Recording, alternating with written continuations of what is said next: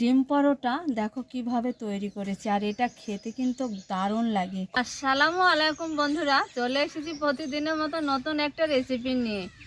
আশা করছি আজকের নতুন রেসিপি তোমাদের খুব ভালো লাগবে। বন্ধুরা, আজকে আমি ডিম দিয়ে এত সুন্দর নরম তুলতুলে আর একদম স্পঞ্জি পরোটা বানাবো বন্ধুরা। আশা করছি এই রেসিপিটা তোমাদের খুবই ভালো লাগবে। শুরু থেকে শেষ পর্যন্ত আমাদের সঙ্গে থাকো। এই পরোটা বানানোর জন্যে প্রথমে লাগবে 1 কাপ ময়দা। এই 1 কাপ ময়দাতে অনেক কয়টা পরোটা হবে বন্ধুরা। নিয়েছি আর একটু দিব স্বাদ বুঝে লবণ।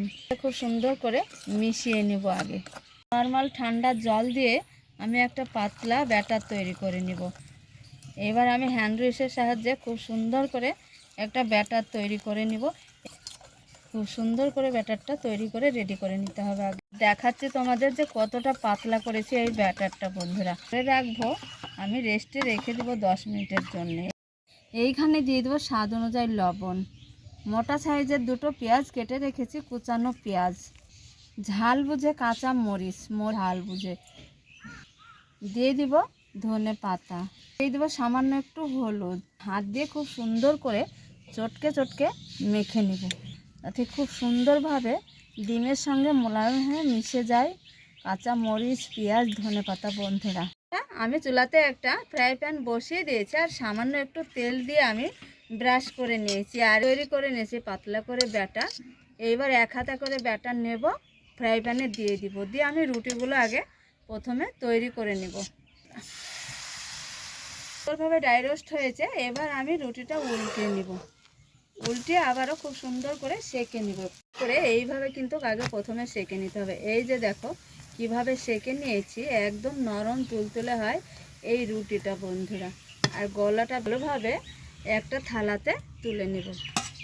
এই যে এইভাবে একইভাবে সব রুটিগুলো আমি তৈরি করে নেব বন্ধুরা। আমার এখানে ডিমের যে একটা গোলা তৈরি করে নিয়েছি, এই যে এইবার এই ফ্রাই প্যানে আমি ডিমটাও ভেজে নিব।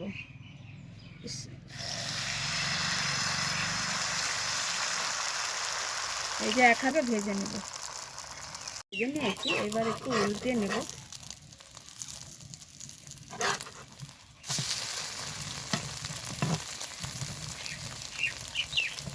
নিয়েছি, এবার এই রুটিটা দিয়ে দিব। দেখো এবার খুব সুন্দর করে এই রুটিটা এইভাবে একটু ভাজ দিয়ে দিব। খুব সুন্দরভাবে এই যে ডিম পরোটা কিভাবে ভেজে নিয়েছি, দেখো কতটা সুন্দর হয়েছে, দারুণ লাগে এটা খেতে কিন্তু। এই যে দেখো, দেখে নিশ্চয়ই আশা করি তোমরা বুঝতে পারছো যে রেসিপিটা খেতে খুব স্বাদের হবে। ভাজা তো আমার একদম কমপ্লিট হয়েছে, এইবার আমি তুলে নেব একটা প্লেটে। এই যে দেখো এইভাবে সব পরোটাগুলো আমি ডিমের সঙ্গে ভেজে নিব। ছাড়া ডিম পরোটা দেখো কিভাবে তৈরি করেছি, আর এটা খেতে কিন্তু দারুণ লাগে। বাচ্চাদের স্কুল টিফিন কিংবা বড়দের কলেজ অফিসেও দিতে পারো এইভাবে ডিম পরোটা তৈরি করলে, আর এটা খেতে কিন্তু দারুণ লাগে। আর দেখো কতটা লোভনীয়, দারুণ হয়েছে বন্ধুরা। আমি এইখানে দেখো খুব সহজ উপায়ে হয়ে যায় এই ডিম পরোটা বন্ধুরা। এই যে দেখো কতটা সুন্দর, সবগুলা কিন্তু খুব ভালো হয়েছে বন্ধুরা, আর একদম তেল ছাড়া। আশা করছি আজকের রেসিপি তোমাদের খুবই ভালো লাগবে। জানো তো খুব দারুণ স্বাদের রেসিপি তৈরি করেছে, আর খেতে যা হয়েছে না, দারুণ স্বাদ ছিল এই ডিম পরোটার বন্ধুরা। আশা করছি আজকের এই ডিম পরোটা তোমাদের খুব ভালো লাগবে, একদম জলের মতো ইজিলি সহজ বন্ধুরা। রেসিপি এইখানে শেষ করছি বন্ধুরা।